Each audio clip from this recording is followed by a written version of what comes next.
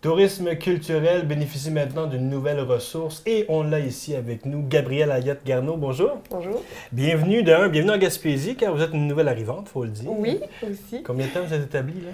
Ça fait à peu près un mois et demi. Un mois et demi, vraiment Ouais. nouvelle. Nouvelle. Le poste existe depuis un mois et demi.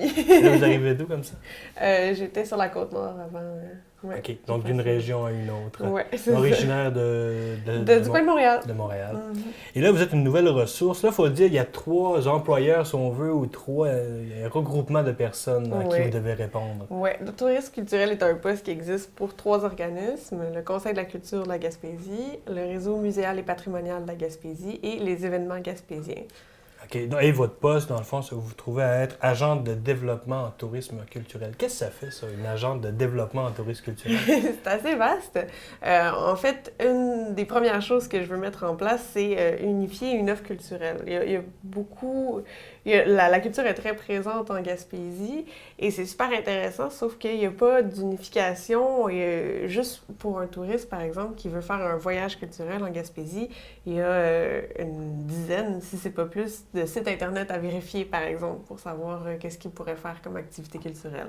Même, il y a le Viens voir, mais qui n'est pas là à l'année. Bref, il manque d'unification pour pouvoir enligner un touriste, par exemple.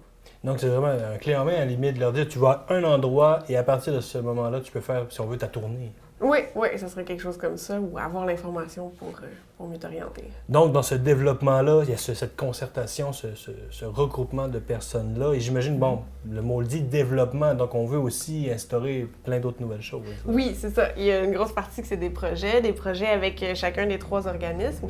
Les organismes, c'est des regroupements eux-mêmes. Donc, il y a des membres muséals et sites patrimoniaux qui sont membres du réseau. Les événements gaspésiens, c'est un regroupement de plusieurs festivals, événements de la Gaspésie. Le Conseil de la culture représente beaucoup de membres du milieu culturel, des artistes, des salles de diffusion, donc plusieurs membres au Conseil de la culture. C'est sûr qu'il y a un côté de concertation du milieu culturel pour faire des projets, pour qu'on arrête de travailler en silo.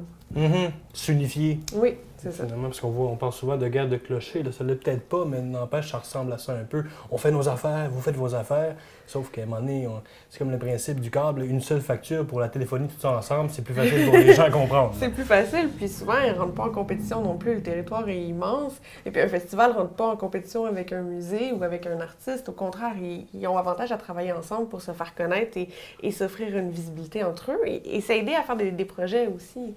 On est toujours plus fort en réseau, à plusieurs.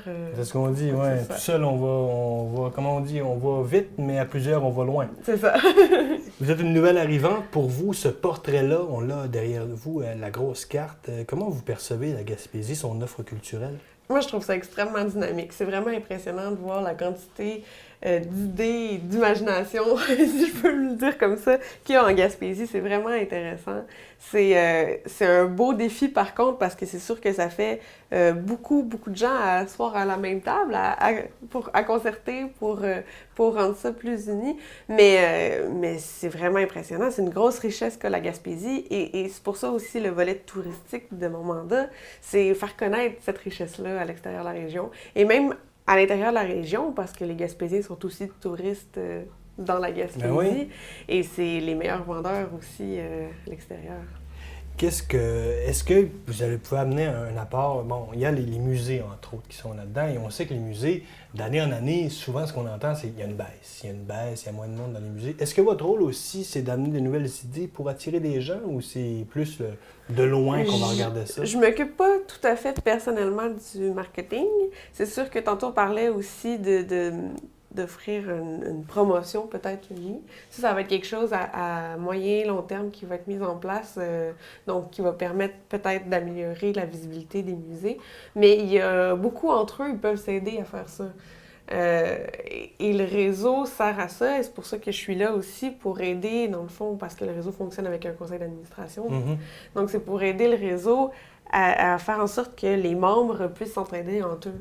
Et vous trouvez être un peu le maestro qui va diriger ça, réseauter ça ensemble. C'est quand même un beau boulot. Là. Et drôlement inspirant aussi, parce que les gens que vous côtoyez, des artistes, on sait, c'est quand même, c'est un imaginaire, c'est une façon de vivre. Oui, c'est vraiment un domaine intéressant.